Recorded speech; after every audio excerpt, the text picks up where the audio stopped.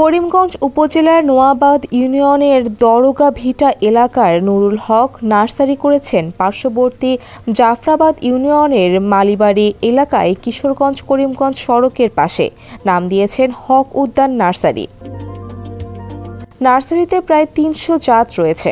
এগুলোর অধিকাংশই গ্রাফটিং করা কলমের চারা, কিছু বীজের চারাও রয়েছে। নার্সারিতে ২০ জন শ্রমিক কাজ করেন। অধিকাংশ চারা নুরুল হকের নার্সারিতেই তৈরি করা হয়। আমার নার্সারিতে তো মনে করেন যে সম্পূর্ণ কলমের চারাই, আর বীজের চারাও কিছু কিছু আছে। আর এগুলা চারা নিজেই উৎপাদন করি। অনেক সময় কাশিস পড়লে বাহির থেকে কিছু আনন্দ লাগে। চারা আছে ৩০০ জাতের উপরে চারা আছে। আমি প্রায় ২০-২৫ বছর ধরে নার্সারি করি। আমার প্রায় ১০ একর জমির মধ্যে নার্সারি আছে।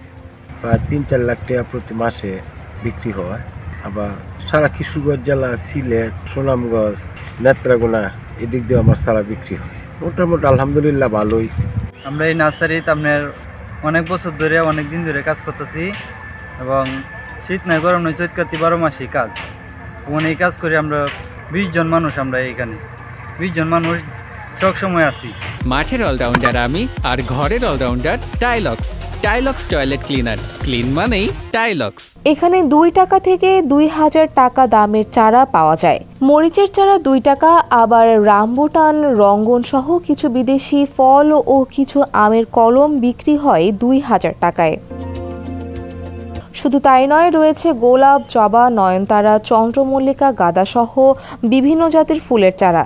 এসব চারায় হাজারো ফুল ফুটে আছে। একটা সময় পর্যন্ত কেবল দেশের উত্তর পশ্চিমাঞ্চলের কিছু জেলায় ফুল ও ফলের বাণিজ্যিক আবাদের কারণে সেসব জেলায় ফুল ফলের নার্সারি করা হতো।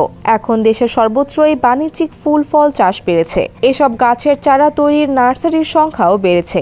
এর ফলে স্থানীয় চাষিদের একটি বড় অংশ স্থানীয় বাগানগুলো থেকেই পূরণ হচ্ছে। এখন শীতকালীন অধিকাংশ চারায় বাহারি মৌসুমি ফুল ফুটে আছে। আবার এসব ফুলের কারণেই যেন পুরো নার্সারিটি আলাদা নান্দনিক আকর্ষণ তৈরি করছে। বাহারি ফুল যেন পুরো নার্সারির এক ধরনের দৃষ্টিনন্দন অলংকার। কিশোরগঞ্জ প্রতিনিধি মোস্তফা কামালের পাঠানো তথ্যচিত্রের ডেস্ক রিপোর্ট, সমকাল।